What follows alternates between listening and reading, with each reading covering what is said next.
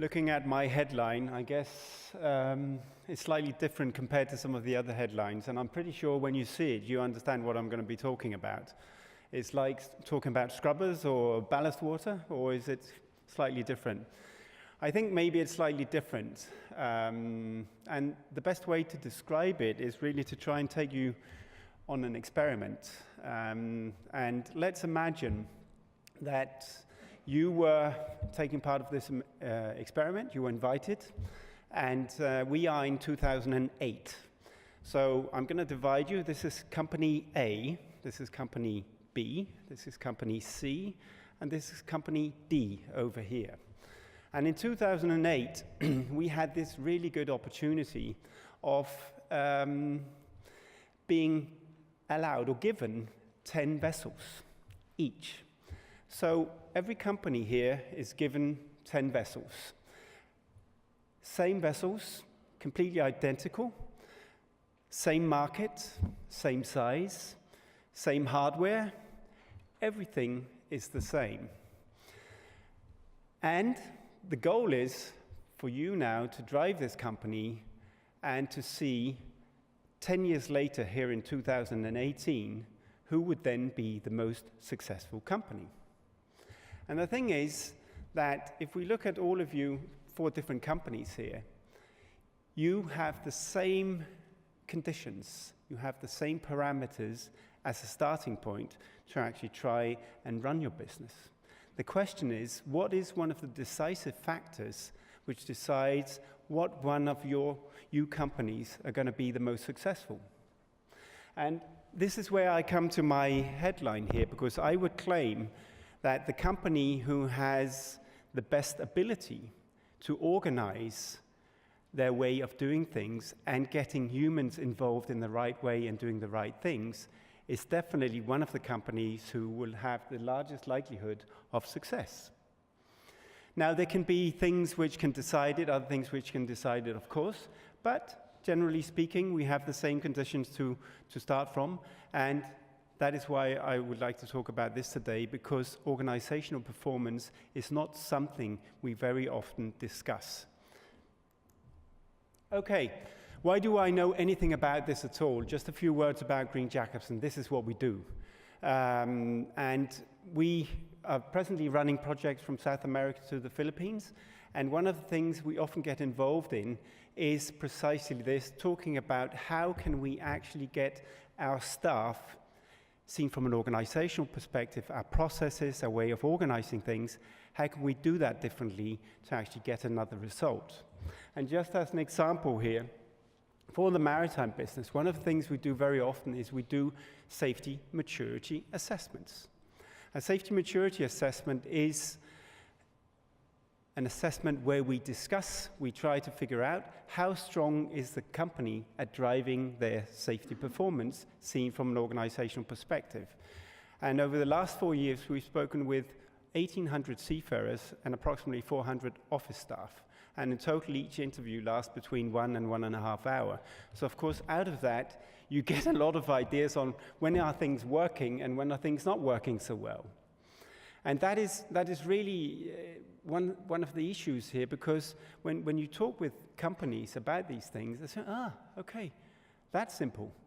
But it's all about figuring out when you have something coming in, a seafarer, a human, and you put this human into some kind of organization where you have processes, technology, IT, equipment, and all sorts of things, how is the output? And what do you do actually to manage that process? Another thing you could say, motivation behind this presentation, is that far too many initiatives never really succeed. We want to improve that. We want to do this. We want to try that. And sometimes we don't even get to a point where we start discussing how to implement it. And when we start implementing it, how come we, most of the time, or many times, experience failure in our efforts to actually improve? And if you go to other industries and looking at statistics, talking about only 30% of the projects initiated in other companies are actually a success. So the organization as a whole is not capable of managing this. And I think it's very easy also to recognize these numbers in the maritime business. So And one other thing I'm going to be talking about here also is organizational capacity. Because when we're talking about how strong an organization is, we're also talking about what capacity, how much do they have? How much does an organization have, A, B, C, or D, to actually run or to manage people performance? And I'm just thinking this morning, just as an example, you were talking about KPIs. And you could say, here's some lovely figures, lovely numbers. When you read them, you can say, okay, this is valuable information. But still, how strong is the organization actually to manage these and use these and put them into play and use them as an asset in their work? And and what mechanisms do we have to focus on to make it work? Yeah, I'm just going to skip that one. Now, quite often we get misled in these discussions because we have brilliant people, a lot of very well qualified people, and I'm sure we're all very qualified in here also.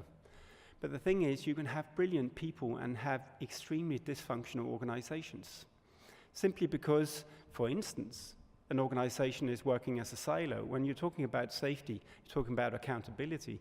If you're working with silos, operations, chartering, crew, technical, what have you, and you don't work across, then you could have brilliant people in each department, but it could still be very dysfunctional in its output at the end of it.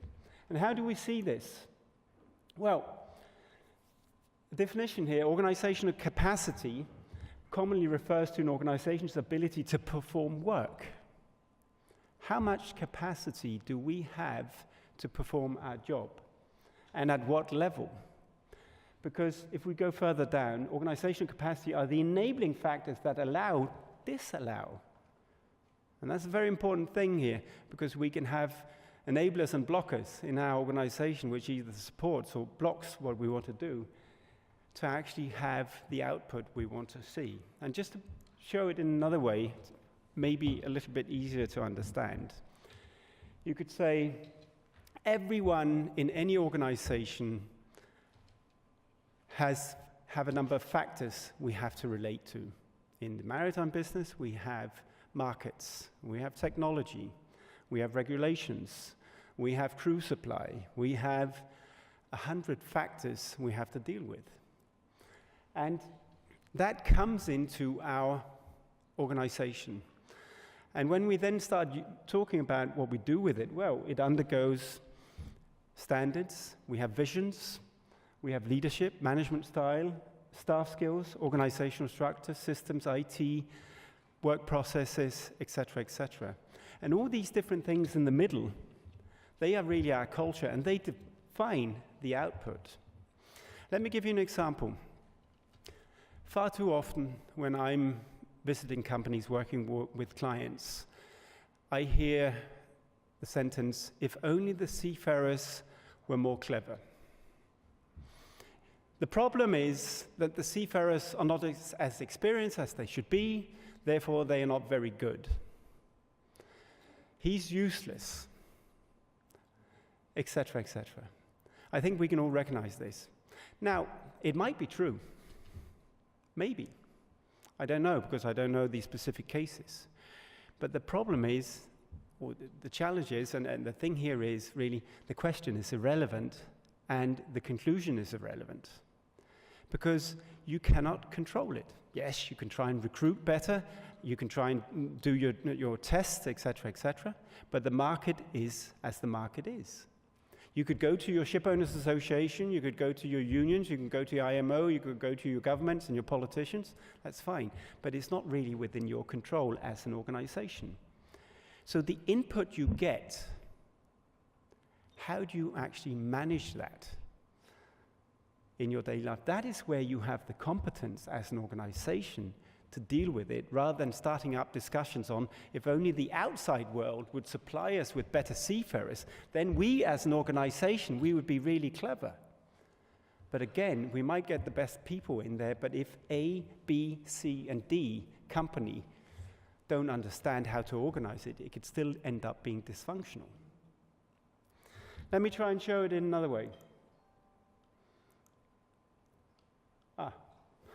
I thought I'd remove this one. Never mind. Let's try and look at it from a very HR perspective, and from a very simple problem perspective. It's something we're dealing with, everyone, or all of us are trying to deal with. We want to manage seafarer safety competencies, period.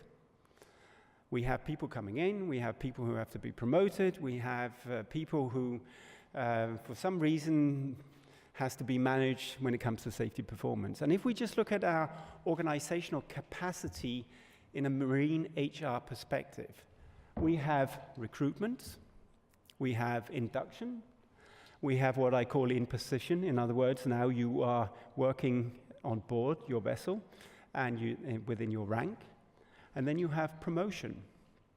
So, over here you have input, and over here you have output. So, a seafarer undergoes all these routines, these processes, these mechanisms in his or her work within the company. But I can assure you there's a hell of a difference when you visit companies on how they manage that process. Assessment, at first, many do assessment, but they do assessment on cognitive ability to give the right answers. And I think we can all recognize that we might think, yes, he gave all the right answers, but he's really not up for it after all. Induction, one of my favorites. I was with one of my clients only a month ago. We were talking about an improved induction process for this company. He was referring to a situation where they had to recruit a captain from outside, which was very unusual for this company. He had personally been involved. He was the technical director. He had been doing interviews. A lot of people have been doing interviews. And they found him very capable, very sensible, with the right experience, all these things. The guy went on board, and of course, 2 weeks later, operations calls him and said he's useless. Absolutely hopeless. He doesn't understand anything. Where did you find him? He's good for nothing. And the guy I'm talking with, he's a smart guy. He responded, says, "Okay, Mr. Operations, how much have you spoken with the captain about your expectations towards his performance? Have you ever mentioned anything about what you expect, or have we as a company in our induction process done anything to get this poor captain acquainted with our expectations towards this, towards his position?" And the story goes that, okay, operations said, okay, I'll have a talk with him. So they had a talk, and 2 weeks later they came back and said, listen, he's really an okay guy. He understands our expectations now, he can do the job.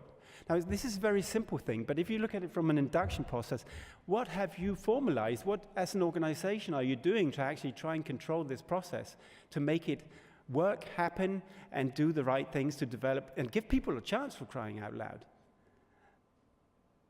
Give them a chance to get to understand what they have to do. Another one of my favorites, when talking safety performance, the appraisal process. How many can you recognize an appraisal process when it comes to safety called Safety Awareness 1 to 5? That's not an appraisal. The appraisal process quite often is also used as an up for rehire or not up for rehire. So he's on the way down the gangway and he gets up for rehire, okay, everything is fine, he goes home, everything is forgotten. But it's not a management of competency. It's not anything helpful towards his ability to actually do anything better in the future. So it dies there. There's no process. There's just sort of an up for rehire or not up for rehire. Another thing is talking about appraisal process and evaluation. 1 to 5. If you go to Russia, if you're given a 3, it's really poor because they have 1 to 5 in their appraisal, in their grades. So when you're on board Russian ships, you would never get a 3. Otherwise, they would feel really bad. So you're always ending up being Superman. So what do you do? Well, if you want people to have a proper assessment with a proper normal distribution and a clear picture of what you have of competencies, you've got to define behaviors. You've got to be more explicit on what specific behavior do you want to see in certain areas. Then you start as an organization actually helping your people understand how to carry out the appraisal process. and so on and so on and so on. So capacity, organizational capacity, and in order to avoid having brilliant people with a dysfunctional organization, it's all about getting these things smartened out. How do they work together? How do they support each other? That's another thing, one of my favorites. Yes, you have an induction process, but it's not connected to the job description. And the job description is not connected to the appraisal. And the appraisal is not connected to the competence management. And the competence management is not connected to the training. So it's completely disconnected. And you have tooth wheels spinning around on each other. You have, in principle, the systems in place, but they're not supporting each other. Now I'm in trouble. My point here is, we tend to try and come up with ideas on managing performance. In many ways, we try to put ourselves in a room and try to figure out what people should do. We as experts from outside, we try to come up with ideas, say, if only they did this, if only they did that, but that's not reality. Reality is people interact and they are in an organization. And I think one of the key reasons here is that we far too often, we've spoken about that today, we are in this compliance modus in the industry, and it's been mentioned many times, but we should really be in what I call a performance focus. So we've got to go from compliance modus into performance focus. And that's the key message here. And our ability to drive that performance is extremely important, because otherwise we end up having Ferraris having to drive on a dirt road. And that's the key message here. You can have brilliant people, you can have really strong vehicles who can drive really fast, who are very clever. But if it's a dirt road they meet, they're going to be bumping along only with 50 kilometers an hour, and it's not going to help you. So therefore, who's going to be the best company after 10 years? That's the key question here. Okay, thank you.